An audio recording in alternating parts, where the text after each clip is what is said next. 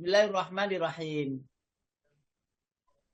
Assalamualaikum warahmatullahi wabarakatuh. Waalaikumsalam warahmatullahi wabarakatuh. Tuh. Alhamdulillahirabbil alamin. Assalatu wassalamu ala asyrafil anbiya'i wal mursalin. Sayyidina Muhammadin wa ala alihi wa ashabihi ajma'in. Qala rabbi shrah li sadri wa yassir li amri wahlul 'uqdatam min lisani yafqahu qawli. Qalu subhanaka la ilma lana illa ma 'allamtana innaka antal alimul hakim. Wa ba'du. Wa qala Allah ta'ala fil Qur'anil Karim.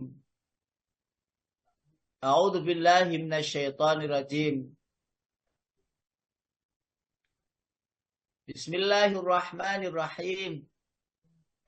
Qad aflaha man tazakka wa dzakara isma rabbih fasalla. Bal tu'thirunal hayatad dunya wal akhiratu khairu wa abqa. Shadaqallahul azim. Bapak Ibu jemaah yang dirahmati Allah,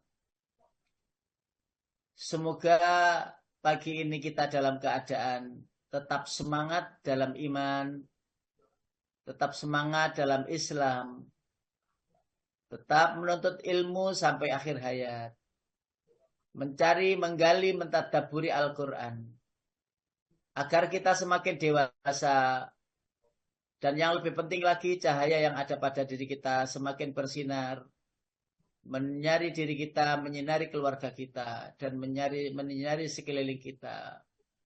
Dan yang paling utama, menyinari perjalanan demi perjalanan sampai keharibaan Allah akhirat nanti. Tentu rasa syukur ini terus kita gelurakan dalam bentuk amal ibadah, agar Allah tambahkan nikmat baik secara kualitas maupun secara kuantitas. Tentu tak terhitung nikmat, maka dalam kondisi apapun dan bagaimanapun kita tetap harus bahagia, senang, karena inilah yang terbaik dari Allah untuk kita semua. Yang saya hormati pimpinan pengajian online Asyifa, Bapak Ustadz Sukardi. Yang saya hormati, saya cintai kawan-kawan, rekan-rekan dai-daiyah, mubalighat yang selalu mendampingi kita semuanya untuk nambah sedikit ilmu, sedikit lagi dan sedikit lagi. Walaupun tidak akan pernah bisa menuju kesempurnaan, tapi yang terpenting kita telah ikhtiar untuk menempuh menuju kesempurnaan. Asatidz dan Bapak Ibu jamaah, tentu yang saya hormati pula pengurus-pengurus, host-host, leader-leader di kajian online ini, para penerjemah-penerjemah yang ready setiap pagi menerjemahkan Al-Quran, mentadaburinya. Monggo panjenengan ini rada serius sedikit, dibikinlah kopi atau teh agar stay dan tidak ngantuk. Biar mantap ya Ustadz ya. Ini saya juga sudah siap lah, ini sudah siap. Biar saya agak hangat dikit lah. Alhamdulillah. Bapak Ibu yang dirahmati Allah, kita kadang-kadang capek sendiri, yang itu tidak tahu kenapa kok capek, bingung, ya pusing, gelisah dan lain sebagainya. Itu karena kita sering melampaui batas. Melampaui batas dalam hal apa? Yang pertama, ngurus diri kita belum selesai, itu ngurus orang lain. Sehingga capek kita itu. Ngurus diri kita itu loh tidak selesai. Bagaimana istiqomah kita, sabar kita, ikhlas kita, dan sebagainya. Itu belum selesai. Lalu ngurus orang lain yang juga sebenarnya mereka itu ya bingung. Lah kita urus. Makanya ada hadis, min husni islamil mar'i tarkuhu ma la ya'nihi. Sebaik-baik Islamnya seseorang itu menghindarkan diri dari mengurus yang bukan urusannya. Gak dikongkon apa iki ngemse ya ngemse, gak dikongkon terjemah kudu gitu. Sudah, kalau Pak Kodar yang terjemah ya sudah. Umpamanya gitu, umpamanya. Apalagi masalah kemasyarakatan lingkungan di kita. RT, RW, yang paling payah dari diri kita semuanya itu adalah yang kedua itu ngurus urusannya Allah. Ngurus urusannya Allah itu yang mana? Loh, kan sudah kita ketahui bahwa rizki itu semua sudah ditata oleh Allah. Tapi kita intervensi. Dapat sekian loh, kok begini sih? Lah, ngintervensi itu. Maunya dapatnya banyak. Berarti kan ngintervensi apa yang haknya Allah. Mengintervensi mana lagi? Tentang orang yang ngaji apa tidak ngaji, sholat apa tidak sholat, dan lain sebagainya. Loh, apa nggak boleh Ustadz kita menasehati? Loh, boleh. Tetapi tidak lebih dari itu. Karena haknya Allah tidak terlalu kita untuk melampauinya. Baik, saya ambilkan slide yang pagi ini memang sudah saya siapkan. Yang pertama akan saya sampaikan. Jalani saja hidupmu. Yang pertama ini, jalani saja hidupmu. Tugasmu apa sih? Yaitu jalani situ. Hari ini apa yang dikerjakan? Ya sudah jalani apa yang ada. Kalau umpamanya sudah saatnya kita itu sholat, ya sholat. Sudah saatnya kita ngaji, ya ngaji. Saatnya kita tidur, ya tidur. Saatnya ngopi, ya ngopi. Jalan saja. Enak, enjoy saja. Karena itu kalau ada hal-hal yang renik-renik, tambahan-tambahan. Jika kita bisa ikut campur dan diizinkan, monggo. Tapi kita tidak lebih jauh mengintervensi urusan orang lain. Itu nanti jadi ruwet. Ya, umpamanya ada masalah-masalah teman kita, tetangga kita. Nah, itu terus kita mau ikut ngurus-ngurusi. Padahal kita tidak diberi atau tidak dimintai tolong untuk ngurus. Jadi ruwet. Karena apa? Sejarah hidupnya tidak tahu kita. Solusinya pula tidak tahu. Jika diminta, senyampang kita mampu, kita akan lakukan. Saya ulangi lagi, jalani saja hidupmu. Kenapa? Bapak Ibu yang dirahmati Allah. Karena kehidupan ini yang pertama, siapa sih yang merancang? Ini kalau kita paham, bahwa kita tahu bahwa yang merancang itu bukan kita, maka enak.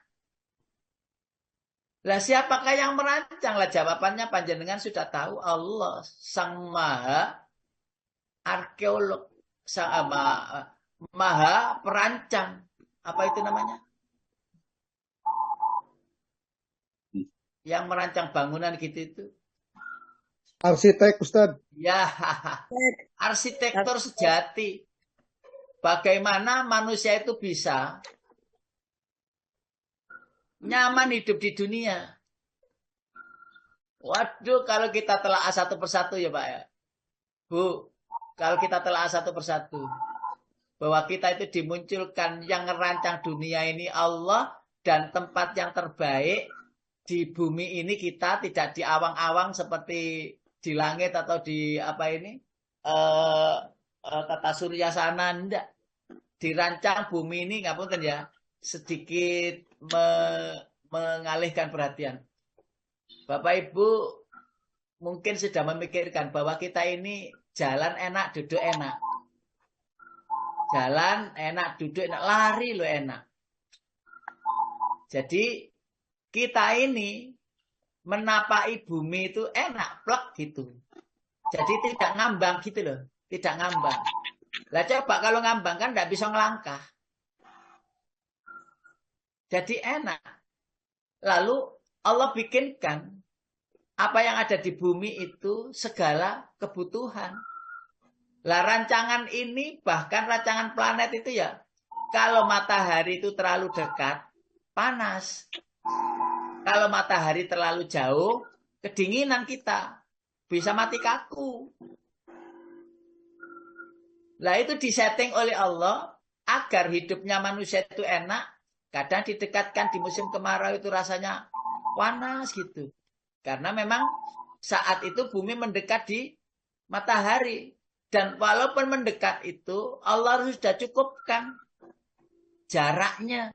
Sehingga tidak terlalu dekat. Akhirnya gosong. Nah itu sudah dirancang gitu loh. Lah kita tidak diajak rembuk ngerancang itu. Nggak diajak. Wis pokoknya wis dadi ngono wis nggonono bumi.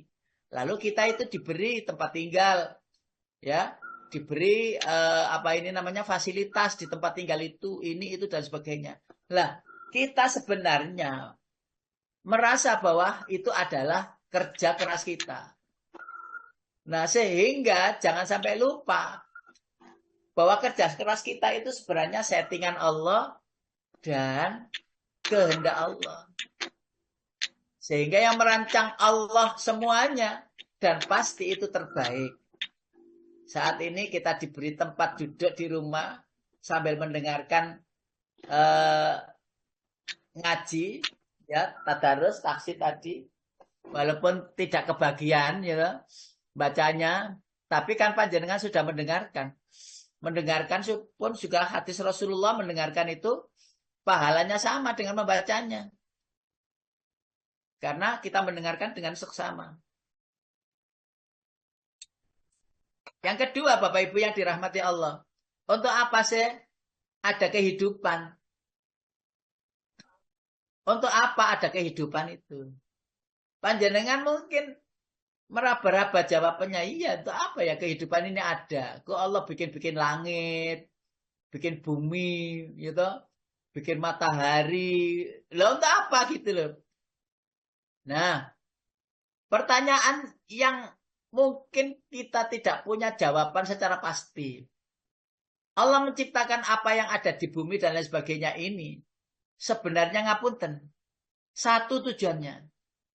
Untuk namanya makhluk manusia. Rizkon lakum. Rizki ke kalian semuanya. Dan memang Allah mau mencari, Allah mau membuat, mau-maunya membuat dunia ini. Semuanya adalah untuk kehidupan manusia. Untuk episode yang saat ini ada. Episode yang saat ini ada adalah untuk membahagiakan kita. Membahagiakan manusia sebagai penghuni bumi. Untuk apa kehidupan Allah ciptakan? Allah sebenarnya tidak butuh dikenal. Allah tidak butuh dikenang. Karena Allah jati dirinya tidak butuh siapapun dan tidak butuh apapun. Sholat kita, puasa kita, ngaji kita itu kembali kepada diri kita. Itu kan sudah kita tahu betul. Apa yang kita berikan kepada orang lain, Bapak Ibu? Sedekah kita, infak kita, nasihat kita. Ya balik kepada diri kita sendiri. Tidak ada untuk siapa-siapa lagi. Tidak, betul. Untuk Allah. Agar Allah bahagia. Betul, tidak ada pengaruhnya. Lalu kenapa di hadis Al-Quran itu Allah itu senang kepada orang-orang yang begini. Ya, kesenangan Allah itu bukan kesenangan tambahnya senang, boten. Kenapa? Karena Allah menciptakan makhluk itu memang untuk agar makhluknya itu untuk bersenang-senang. Kul bifadlillahi yang sering kita sampaikan itu wa birahmatihi wa bidzalika falyafrahu. Agar senang. Yang ketiga, Bapak Ibu, dari mana dan kemana kehidupan itu? Dari mana dan kemana? Kalau kita sudah tahu bahwa kehidupan itu berasal dari ini, terus maunya ke sini, maka akan paripurna kehidupan kita sebagaimana sebuah buku yang disusun oleh Ibnu Katsir, Imam Ibnu Katsir. Judulnya buku itu adalah Al-Bidayah wan Nihayah. Al-Bidayah itu awal mula, awal. Al-Bidayah an-Nihayah itu akhir. Dari awal sampai akhir. Jadi buku itu tebal. Ya. Tebal Al-Bidayah wan Nihayah itu sebenarnya 1 jilid. Tapi terjemahannya akan diterjemahkan beberapa jilid. Saking bagusnya buku itu, para dai, para kiai, para ulama memberikan penghormatan. Jadi Al-Bidayah wan Nihayah buku itu Pak, membahas itu detail mulai awal sampai akhir. Apa saja yang dahulu, apa saja yang akhir. Materi apa saja masuk di dalamnya. Al-Bidayah paripurna lah. Buku yang membahas secara paripurna. Al-Bidayah wan Nihayah. Syekh Imam Ibnu Katsir. Dari mana? Banyak yang menerjemahkan begini. Kita itu ustadz dari tanah menuju ke tanah. Oke. Kita itu ustadz dari awal mula dari surga. Lalu nanti akan ke surga. Kita itu ustadz dari Allah kembali kepada Allah. Banyak jawabannya itu. Yang kita tidak boleh menyalahkan jawaban itu. Kenapa kok dari tanah kembali ke tanah? Memang ayatnya ada. Ya toh? Minha khalaqnakum sudah ada di mana ini surat Thaha itu nggih Pak Qadar ya. Minha khalaqnakum wa fiha nu'idukum wa minha nukhrijukum taratan ukhra. Ya, di dalam surat Thaha ayat 55, surat nomor 20 ayat 55. Minha khalaqnakum wa fiha nu'idukum wa minha nukhrijukum taratan ukhra. Ada Pak Qadar? Iya, Pak. Boleh dong. Assalamualaikum. Assalamualaikum warahmatullahi. Darinya, yakni maksudnya dari tanah, itulah ya. Kami menciptakan kamu dan kepadanya lah kami akan mengembalikan kamu. Dan dari sanalah kami akan mengeluarkan kamu pada waktu yang lain. Bapak Ibu yang dirahmati Allah, dari mana terus kemana? Biasanya ayat ini dibaca oleh Pak Mudin, oleh pentausiah setelah dimakamkan, selesai. Lalu ada sedikit uraian, pidato, perpisahan, dan ucapan terima kasih kepada seluruh pentakziah. Biasanya ayat ini muncul. Darinya, dari bumi engkau kami ciptakan, ke bumi engkau kami kembalikan. Dan dari bumi itu pula engkau kami bangkitkan di waktu yang lain. Yaitu dari kiamat nanti di pada mahsyar. Nah, ada yang menjawab. Karena sesuatu semuanya itu dari Allah. Dan kembali kepada Allah. Semuanya kembali kepada Allah. Jadi perkara apapun, ya, model manusia bagaimanapun, dia tidak akan bisa menghindar, pasti berhadapan dengan Allah pada hari akhirat. Perkaranya Allah memandang dengan senyuman atau Allah memandang dengan kemarahan, ya, itu sesuai dengan apa yang kita lakukan di dunia. Apa sih kiprah kita di dunia ini? Untuk umat, untuk agama, untuk keimanan, untuk saudara kita yang ada di Palestina. Apakah ada doa yang disematkan di setiap sholat? Ataukah adakah doa yang kita sampaikan untuk mereka-mereka? Mereka tidak butuh datang kita untuk berperang, tidak. Tapi dukungan demi dukungan doa. Seluruh dunia, ya, seluruh dunia Muslim, seluruh dunia, sehingga terjadi seperti itu sampai sekarang ini. Dunia mendukung Palestina. Walaupun demikian, Allah lah penentu segalanya. Lalu dari mana mau kemana dan seterusnya. Berikutnya Bapak Ibu yang dirahmati Allah, apa sih yang akan kita bawa di kehidupan ini? Bapak Ibu, kita lahir itu tidak bawa apa-apa kan? Kita lahir tidak membawa sehelai kain pun. Kita lahir hanya membawa diri yang itu kata Allah, membawa kesucian.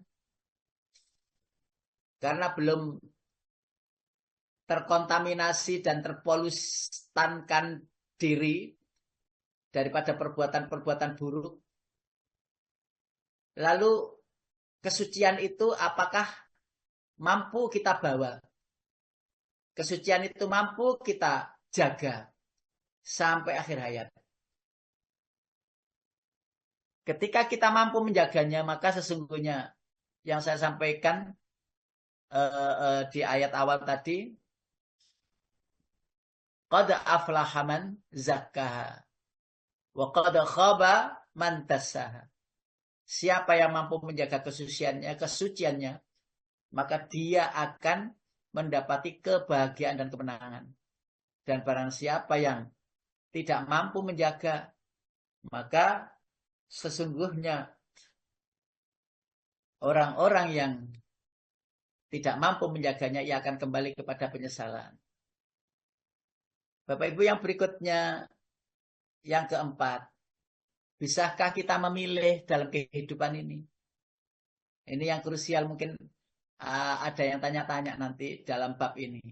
Bisakah kita memilih, Pak? Kalau ini saya share ke Bapak Ibu, boleh dijawab. Bisakah kita memilih? Saya tidak menjelaskan. Tapi panjenengan jawab, boleh di deskripsi di kolom chat itu, atau nanti boleh dijawab langsung. Bisakah kita memilih? Dan panjenengan saya minta alasannya. Tidak bisa Ustadz, alasannya apa? Bisa Ustadz, alasannya apa? Saya tidak bahas, tapi panjenengan nanti yang akan menjelaskan kepada saya dengan dalil. Dan panjenengan insya Allah bisa. Yang keenam, berjalan dalam kegelapan. Terus yang ketujuh, berlari dalam kebahagiaan. Dan kedelapan, berhenti dalam kedamaian. Panjenengan, kalimat ini kan biasa-biasa saja. Tetapi maksudnya begini, saya tulis ini. Tetap 5 itu PR loh ya, PR. PR yang langsung nanti di akhir ya. Nanti saya buka termin untuk dialog dipandu oleh Pak Hedi. Bisakah kita memilih? Sekali lagi, panjenengan harus punya alasan. Boleh alasan, boleh dalil, monggo. Nah, yang keenam, berjalan dalam kegelapan. Berjalan dalam kegelapan. Seseorang kalau dalam kegelapan, mana bisa lari? Yang banyak adalah berhenti.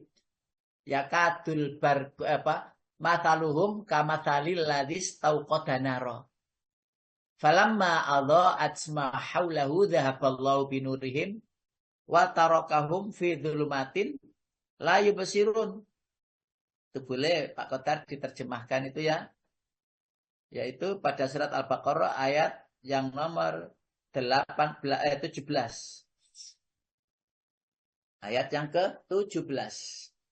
Mataluhum.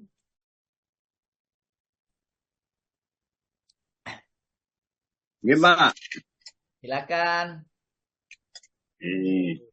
Bismillahirrahmanirrahim. Perumpamaan mereka seperti orang-orang yang menyalakan api setelah menerangi sekelilingnya. Allah melenyapkan cahaya yang menyinari mereka dan membiarkan mereka dalam kegelapan. Tidak dapat melihat. Betul. Bapak Ibu, naudzubillah. Bahasanya ini luas sekali, Masya Allah. Saya nggak bisa membayangkan luasnya ayat ini. Siapapun bisa menelaahnya dalam kapasitas basic dari ilmu yang dimiliki. Kalimat itu, ayat ini mengatakan perumpamaan orang-orang munafik, gitu loh. Mereka itu menyalakan api. Lalu api itu dimatikan oleh Allah. Otomatis dalam kegelapan. Pertanyaannya gini, menyalakan api itu kan berarti mereka butuh sinar. Gitu loh ya. Karena butuh sinar, Maka ia nyalakan api. Yang kedua, mereka butuh kehangatan karena kedinginan. Mereka juga bisa jadi menyalakan api. Nah, yang ketiga adalah menyalakan api untuk menempuh perjalanan. Loh, kan banyak maksudnya itu. Menempuh perjalanan. Ketika orang berjalan ke satu tempat yang itu malam hari, ia butuh api itu untuk yang pertama menunjuk jalan. Yang kedua agar orang tahu kita itu ada kita. Jadi api itu memberikan informasi kepada orang lain yang sama-sama lewat bahwa kita ada atau kita sedang berada di situ. Coba kalau nggak ada lampu yang kita bawa di kegelapan itu, lah ya tabrakan, ya toh, tabrakan. Terus yang ketiga, kenapa harus pakai api? Ya itu tadi untuk kehangatan tadi. Dan yang terakhir itu adalah untuk menghindarkan diri dari binatang buas. Ngapunten ya, ini kehidupan loh Bapak Ibu. Panjenengan kalau beriman, kita semuanya beriman beragama Islam. Binatang buasnya apa yo? Iblis. Binatang buasnya itu apa yo? Kesombongan. Binatang buasnya itu apa loh? Setan. Itu binatang buas lah. Kita sudah ada api di dalam hati. Kita punya cahaya di dalam diri kita. Aman. Karena nggak mungkin bertabrakan. Mau itu salah kok. Kenapa diikuti? Kan gitu. Karena kita punya api. Banyak penjelasannya dan uraian ayat 1 ini aja, 17 ini. Nggak habis-habis. Saya pikir nggak akan pernah habis sampai akhir ayat. Telaan ini. Nah, berjalan dalam kegelapan itu adalah orang-orang yang berjalan tanpa membawa cahaya. Di kehidupan kita di dunia ini, Bapak Ibu. Ya nggak gelap kita itu. Nggak gelap. Yang dimaksud begini. Orang menyalakan api, itu maksudnya itu adalah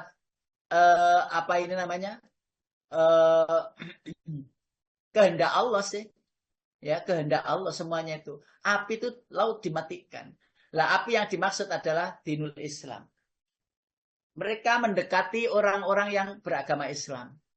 Dengar-dengar, curi dengar, oh Islam itu gini, Islam gini.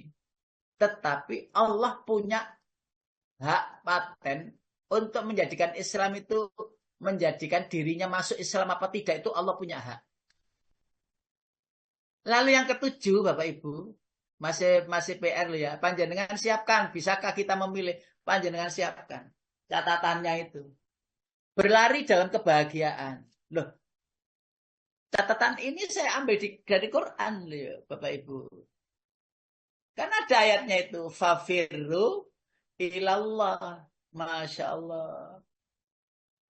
Fafirru ilallah. Inni lakum minhu nadhirum mubin. Ya, pada surat Ad-Dzariyat ya. Ayat 50. Surat Ad-Dzariyat ayat 50. Surat Ad-Dzariyat surat nomor 50. Surat Ad-Dzariyat surat yang nomor 51 ya. Ayat 50. Fafirru ilallah inni lakum minhu nadhirum mubin. Boleh Pak? Surat 51 ayat 50 diterjemah. Maka segeralah kembali kepada menaati Allah. Sungguh aku seorang pemberi peringatan yang jelas dari Allah untukmu. Itu ayat atau terjemahan, ya itu memang ya wis dianggap pas lah. Kita nggak boleh menuduh nggak pas. Tapi aslinya begini, fafirru ilallah. Untuk menuju Allah tidak boleh berjalan. Tapi harusnya berlari. Iya wis aku umur iki wis sakmene. Geton aku dhisik apa gak umur-umur selawe ngono ku wis khatam Quran atau umur 20 atau umur 15 khatam Quran. Terus belajar agama jadi banyak tahu. Loh, boten. Panjenengan memang disuting untuk berada di kelompok begini ini. itu memang sudah disetting, dirancang oleh Allah bahwa panjenengan ketemu dulur-dulur seiman, seislam, seagama ini pada usia-usia yang sudah purna-purna begitu. 55, 60, bahkan di sana ada, di alam gaib sana itu, saya nggak kelihatan, ada umur 70 tahun. Ya Ustadz, saya wis 70, maca Al-Quran gratul-gratul, lumayan. Jenengan itu berada dalam komunitas begini. Lo coba, panjenengan itu tidak untuk berlari, gagen-gagen itu jam piro ya? Jam piro, aduh, cepetan ra iki. Aduh ya apa iki ketinggalan aku taksi iki kok gak celok buduwi. Wes tak budal. Kok nang pasare kok jam-jam itu. Mari ngaji nang iki mari ngaji taksin online. Akhirnya maca Quran iku menggos-menggos. Dadi pedot ngono dikongkon juga apa iki nafas Bu, Pak, nafas lagi yang banyak. Tetep pedotin nang kono putus di situ. Coba lagi akhirnya ya Pak Tarik ya wis gak apa-apa Bu, ya timbangane kok gak mari-mari terus sing mburi kok gak kebagian. Ya wis. Lah ini harus berlari. Nggak boleh nyantai, wong ketinggalan wis akeh kok. Ketinggalan sudah banyak tertinggal. Ya ndak karu-karuan tertinggal, tapi insya Allah berlari itu maksudnya panjenengan aja pelayon ya jerungup lah ya tiba, maksudnya itu ndak gitu. Berlari itu kejarlah, fafiru ilallah. Fafirlu ilallah. Artinya sudah tidak lagi pikir dunia. Genggaman sudah kita buka. Tangan kita sudah kita buka dalam hal keduniawian. Jangan sampai yang ada pada diri kita itu tidak sampai kita dermakan lalu mendahului kepulangan. Itu loh maksud saya. Jadi wis ndang kayak kabeh wis tanaika wis tak akofno tanaika wis tak apa iki dol kanggo anak-anak kanggo wis iki kabeh semua selesaikan. Jadi wasiat-wasiat apa-apa fafiru sudah saya sisakan yang ini untuk berlari menuju kebahagiaan sejati yaitu Allah Azza wa Jalla. Bahkan ayatnya lagi Pak Qadar, ayat 133. Suratnya surat Ali Imran. Perkara kepada Allah tidak boleh nyantai, berlari. Wasari'u ila maghfiratin min rabbikum wa jannatin 'arduha as-samawati wal ardu u'iddat lil muttaqin. Monggo. Dan bersegeralah kamu mencari ampunan dari Tuhanmu dan mendapatkan surga yang luasnya seluas langit dan bumi yang disediakan bagi orang-orang yang bertakwa. Bapak Ibu yang saya hormati, bertakwa itu tidak bisa dicapai dengan duduk santai. Tapi harus berlari, bersegera, cepet-cepetan. Ketika kita sudah mengkondisikan diri dengan berlari, dengan bersegera, kebaikan itu tidak ada Allah berikan kesempatan kedua. Jika memang sudah ada, langsung saja. Kok saya mendengar ada korban-korban ya di WA itu ya. Dan saya itu ya banyak dulu tuh mendapati ngapunten di lingkungan saya di Taman Bungkul itu ada orang yang sekarang ini almarhum. Setiap tahun itu mesti korban sapi. Setiap tahun satu sapi. Ustadz, kita tanya Bapak Ibu, ibu-ibu, nanti minta daging yang mana untuk sapinya? Ustadz enggak usah bingung-bingung ya, saya kasih aja daging lulur karena gitu. Berarti maksudnya adalah daging yang ada di punggung sapi itu. Oh ya Bu, kami siapkan. Setiap tahun. Dan beliau kena sakit yang itu namanya kanker darah leukemia leukemia. Sakit darah. Terus sakit lagi jadi double hepatitis. gitu, hepatitis. Jadi kalau berobat itu dapur, kalau berobat itu sini. Dan orangnya energi. Ketika kita datang itu sama, ayo Ustaz, gitu, senang, gitu, menyenangkan orangnya ibu ini. Dan saya bayangkan, ya Allah, duwe kanggo bantalan rek. Gampang sekali. Lah itulah yang saya maksud, berlarilah dalam kebahagiaan akhirat. Kebahagiaan akhirat. Dan itu dicapai, tingkatan derajat takwa itu dicapai. Itu tidak dicapai dalam santai-santai boten, tapi dicapai dalam menempuhnya itu dalam percepatan, lari, ya segera. Ya.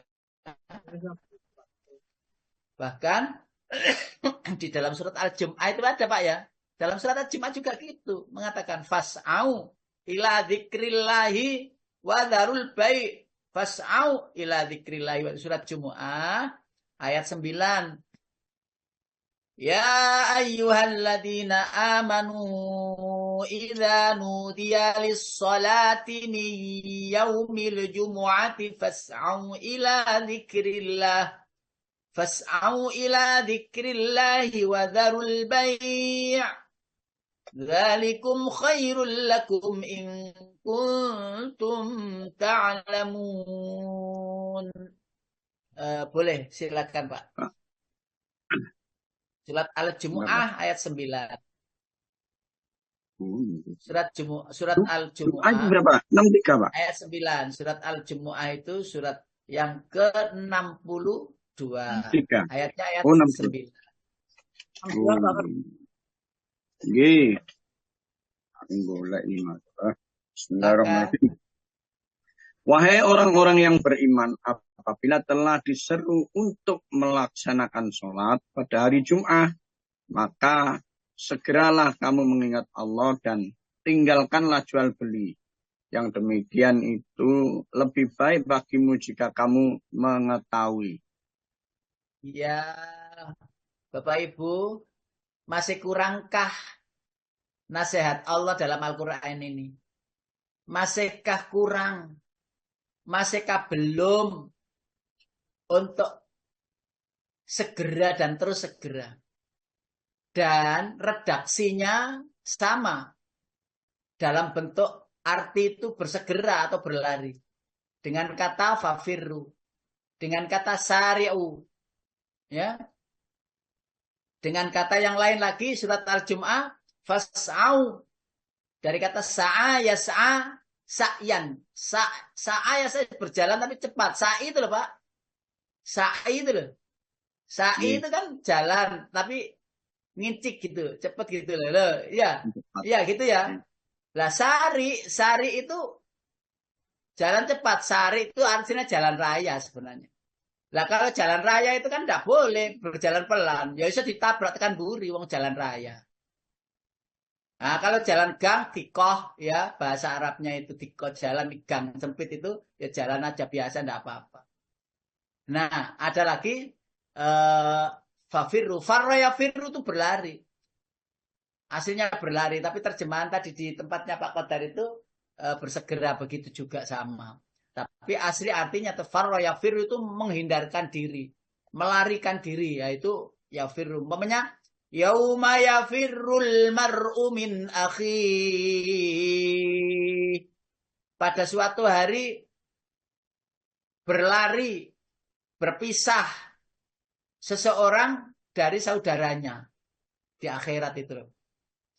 Di dunia sudah ada. Lah iya sekarang ini persaudaraan.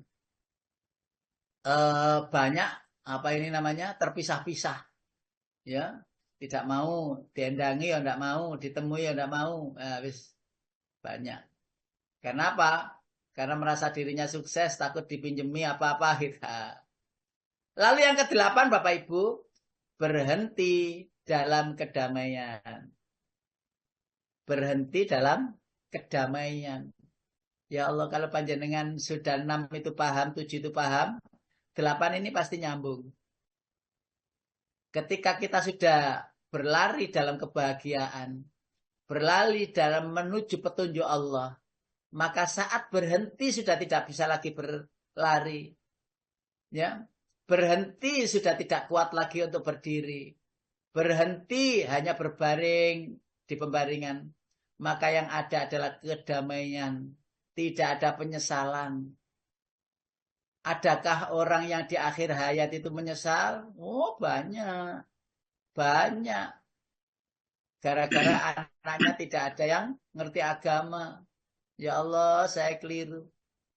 Coba kalau anak-anak saya itu dulu saya sekolahkan agama. Pastilah ia akan tahu bagaimana menghantarkan orang tua menuju keabadian. Ya. Ketika berhenti dalam kedamaian itu anak-anak itu pada doa semua. Bukankah itu apa ini namanya? Kerlip-kerlip cahaya yang dilihat saat kepulangan. Oh, anak ini bercahaya memberi ini cahaya ini, yang satunya ini cahaya ini. Semua datang kepada kita. Yang disebut di dalam hadis itu awalatin salihin yad'ulah. Masya Allah. Jadi ketika sudah tidak bisa kemana-mana itu Bapak Ibu, sudah berhenti, suara sudah hilang, bahkan mungkin dalam keadaan koma, ya, sempat untuk membuka Quran, ada suara lirih, pelan-pelan suaranya itu. Ayah, bunda, mama, papa, saya di sini. Nggak usah sedih, nggak usah khawatir. Tak bacakan ayat-ayat Al-Quran ya. Baca perlahan-lahan ayat-ayat Al-Quran. Itu Bapak Ibu, mungkin kita belum saat ini akan menikmati, merasakan. Tapi benar-benar terasa itu jika sudah memang kita benar-benar berhenti di pembaringan.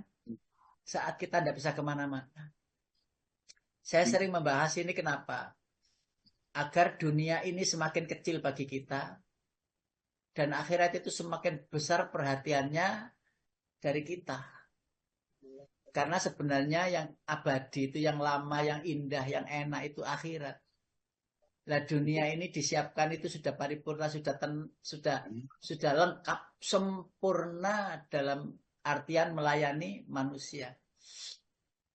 Ketika kita berhenti, saat itu ada cucu kita yang sudah hafal Quran datang, yang nyapa. Dan kita nggak bisa nyemauri. Kita nggak bisa bilang ya tidak, apa itu enggak. Dalam keadaan koma. Kita tahu kalau itu cucu kita datang. Yang pintar Quran itu. Tahu. Tetapi kita sendiri tidak bisa berkomunikasi. Sehingga yang ada pada diri kita adalah menikmati indahnya, oh itu loh cucuku, dan tidak gelisah. Ada anak di situ, ada cucu di situ yang bareng-bareng mendoakan.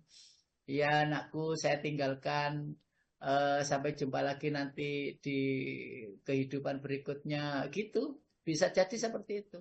Jadi nggak ada rasa khawatir dan nggak ada rasa bingung. Inilah yang saya maksud berhenti dalam kedamaian. Berhenti, panjenengan bisa sholat? Tidak bisa, karena sudah dalam keadaan koma. Atau mungkin dalam keadaan sehat, tidak dalam keadaan berada di rumah sakit, di rumah. Saat itu sedang ngaji pagi begini, ya ngaji pagi begini. Duduk di rumah, di sofa, atau di kursi, di ruang tamu. Duduk begini, lalu Allah berkenan mengambilnya. Atau di saat melaksanakan ibadah, sholat dan lain sebagainya. Itulah yang saya maksud berhenti dalam kedamaian. Berarti Allah anggap cukup bekal kita untuk menghadap kepadanya. Kalau belum cukup ya begini ini kita ini. Ditambahi lagi usianya. Ditambahi lagi usianya. Kirain enggak ketemu lagi bulan Ramadan. Ketemu lagi. Tahun depan ya begitu, kiranya sekarang ini kayak wis abot awak iki wis kayak gak ketemu Ramadan. Ketemu lagi. Bukankah itu adalah kesempatan demi kesempatan yang tidak boleh kita sia-siakan. Allahu Akbar. Berikutnya Bapak Ibu masih ingat ya? Bisakah kita memilih monggo apa ini namanya di chat kolom itu bisa diisi jawabannya. Ya. Tolong ya Pak, Ketulusan, nggak langsung aja mau ngomong. ketulusan ini. Tulus, ikhlas. Bapak Ibu yang dirahmati Allah. Saya Berapa tidak. kali keterangan ini disampaikan oleh asatid kita. Bahwa ketulusan bahasa Al-Qur'annya, syariatnya adalah ikhlas, mukhlas. Yang pertama itu ya dicintai Allah. Kalau sudah dicintai Allah, maka Allah akan menjaga. Sebagaimana kisah Nabi Yusuf. Nah, kita telaahkan surat nomor 12 ayat 24. Surat Yusuf, surat nomor 12 ayat 24.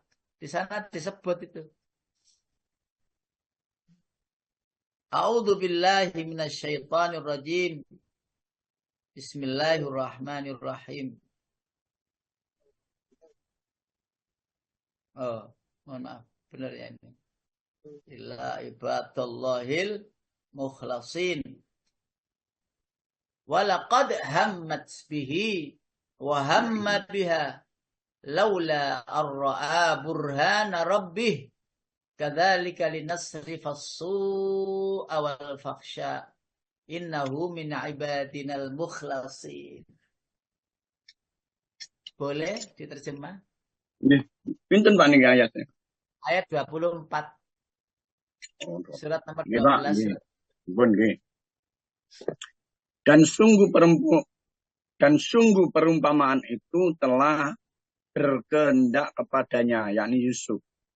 Dan Yusuf pun berkehendak kepadanya. Sekiranya dia tidak memilih tanda dari Tuhannya, demikianlah kami palingkan darinya keburukan dan kebajikan. Sungguh dia Yusuf termasuk hamba kami yang terpilih. Ya.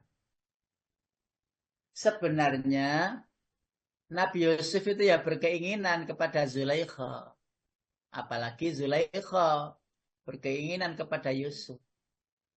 Hanya keikhlasanlah, sifat inilah atas pertolongan Allah muncul di hatinya Nabi Yusuf sehingga terhindar dari malapetaka ujian dari Nabi Yusuf dari godaan Zulaikha.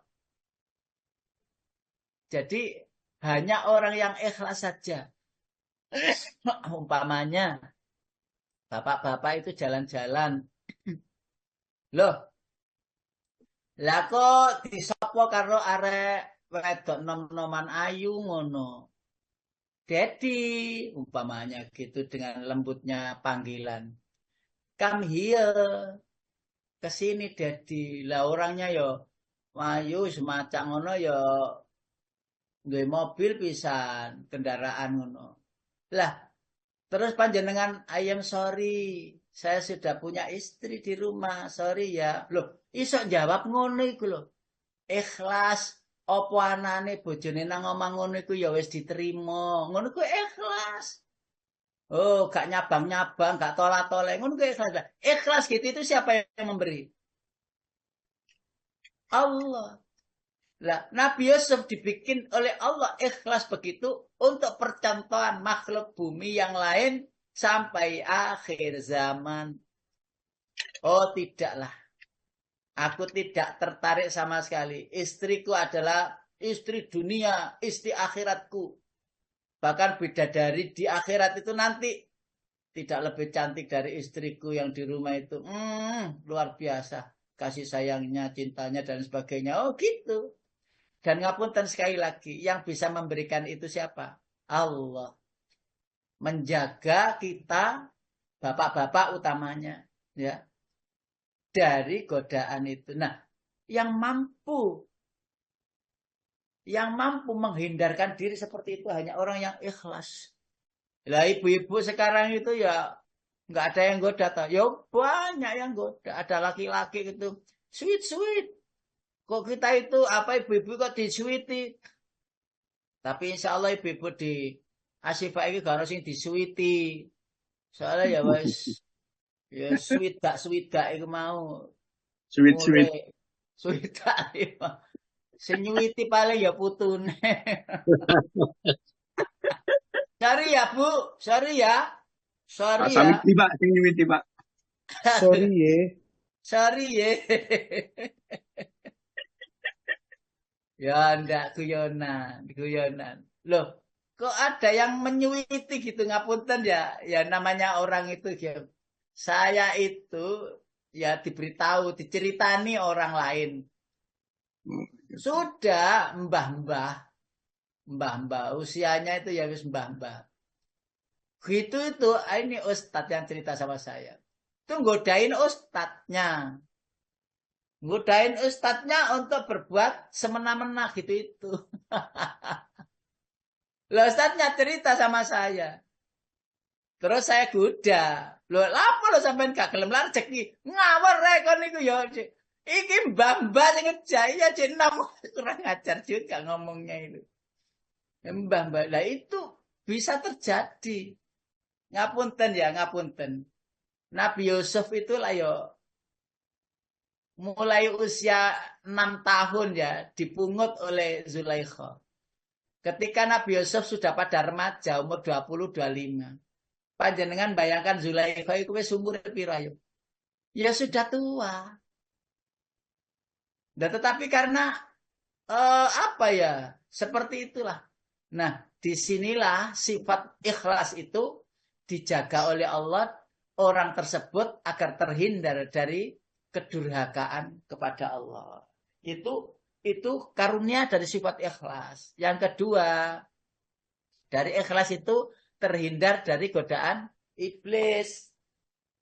Sebagaimana surat Al-Hijr surat 14 ayat 40 itu dimulai, kita bisa buka surat ya ayatnya sih ayat 40 itu apa ini ila ibadallahil mukhlasin gitu saja, tetapi awalannya adalah mulai ayat 36. Hijr 15 Pak, 14 Ibrahim. Surat Al-Hijr 15, iya maaf, 15 bukan 14, 14 Ibrahim ya. Mulai ayat 36 Pak Qadar. Ayat 36, iya ayat 36 sampai ayat 40. Mau nggak dibaca terjemahannya? Iya, yakni iblis berkata, ya Tuhanku, kalau begitu maka berilah penangguhan kepadaku sampai hari manusia dibangkitkan. 37, Allah berfirman, baiklah, maka sesungguhnya kamu termasuk yang diberi penangguhan sampai hari yang telah ditentukan, yakni hari kiamat. Ia iblis berkata, Tuhanku, oleh karena engkau telah memutuskan bahwa aku sesat, aku pasti akan jadikan, yakni kejahatan terasa indah bagi mereka di bumi. Dan aku akan menyesatkan mereka semuanya. 40, kecuali hamba-hambamu yang terpilih di antara mereka. Yang terpilih di situ kata-katanya adalah hambamu yang ikhlas, mukhlasin, yang ikhlas. Ternyata orang yang ikhlas itu tidak semua bisa. Allah pilih-pilih yang ada nilai 100, ada yang bernilai 90. Bahkan ada yang nilai ikhlasnya itu 10, 20 begitu. Kadang-kadang ikhlas, kadang-kadang tidak, naik turun gitu. Sehingga kita ini mohon maaf, mudah-mudahan pas ikhlasnya naik, ya, lalu saat itu kita kembali kepada Yang Maha Kuasa. Jadi iblis terus terang. Iblis itu terus terang. Saya tidak bisa menggelincirkan, menggoda hambamu, ya Allah, yang terpilih, yang ikhlas maksudnya. Dan disinilah rahasia iblis tidak bisa menggoda orang ikhlas. Angel kandhanan wong ikhlas itu. Dikongkon gini, oh enggak, saya ikhlas. Lo mosok gini, jangan diberi. Dia itu hanya akhirnya kok jagakno awakmu, jagakno terus iku. Mrene mesti jaluk duit, ini mesti jaluk duit gitu. Jangan, nanti itu kamu nanti uang habis gimana terus dia jadikan kamu apa gitu. Ya, dikit-dikit pinjam uang, dikit-dikit habiskan uang dan sebagainya. Jangan gitu. Nah, umeknya iblis itu nggak akan pernah berhenti sampai kita mati. Lalu kita enggak biar saja. Saya lagi ada enggak apa-apa. Nyaur gak apa-apa, gak nyaur ya gak apa-apa wis. Wis enggak apa-apa wis ikhlas. Nanti ya Allah beri lagi. Semakin ternyata panjenengan sedang alami kan, semakin alirannya cepat, semakin bersih talang itu tidak berkarat. Ya, semakin alirannya cepat, semakin Allah amanahkan sebanyak-banyak harta untuk didermakan. Dan itu sudah banyak kan tayangan-tayangannya. Wes tidak penting. Lah berapa sih 50, 100, 200, 500? Apa itu? Apa? Nah kalau tidak kita titip-titipkan begitu, kita ya sulit membawa nanti ke akhirat. Kesulitan gawa dewe. Angel. Malah arek-arek itu gak ada sing gawakno kok. Mau dikubur karo kain ngono tok duwe ya gak ditutupno. Ya, lebih baik kita berikan kepada duafa, fakir miskin, yatim piatu dan sebagainya. Untuk apa? Untuk kita ambil nanti suatu ketika kembali. Terhindar dari siksa. Tentu orang yang ikhlas itu terhindar dari siksa. Dan Allah sudah sampaikan dalam surat As-Saffat. As-Saffat itu 37 ya. Ayat 163 sampai 169. Surat As-Saffat was-Saffat As-Saffat. Nah, boleh dimakan langsung Pak Qadar ayat 163. Ayatnya pendek-pendek Pak. 37 Mbak ya, Saffat. 100 berapa Pak? 163 sampai 169. Ya. Bismillahirrahmanirrahim. 163. Kecuali orang-orang yang akan masuk ke neraka Jahim. Yang ke 164 dan tidak satu pun di antara kami yakni malaikat melainkan masing-masing mempunyai kedudukan tertentu.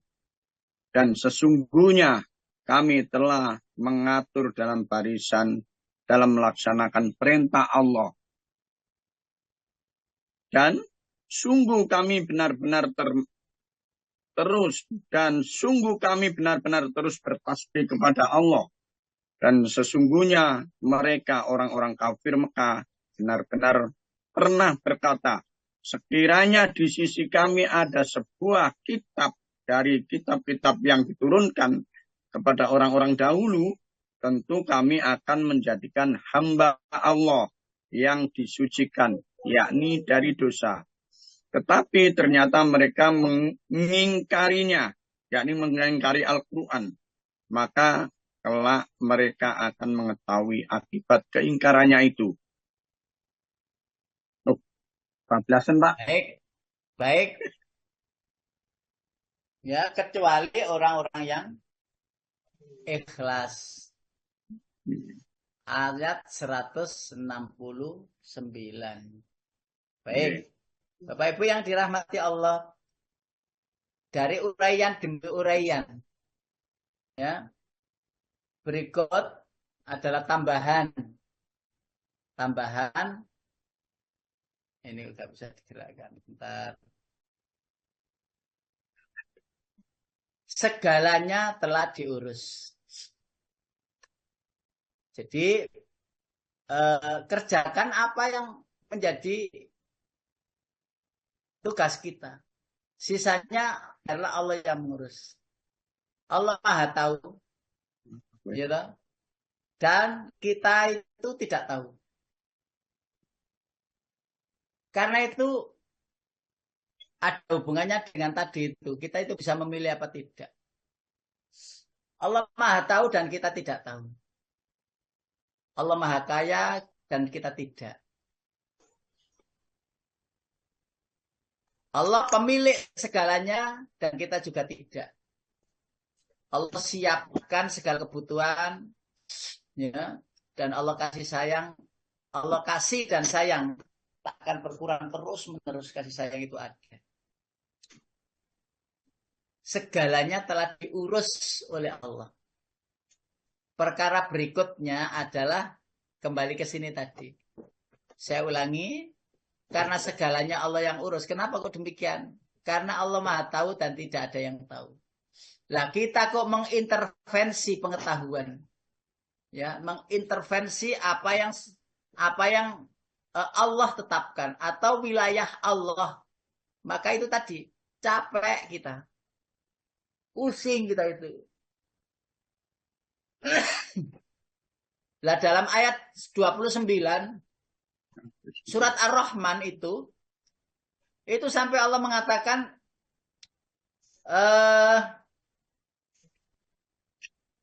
surat Ar-Rahman surat nomor 55 ayat ke-29. Ya.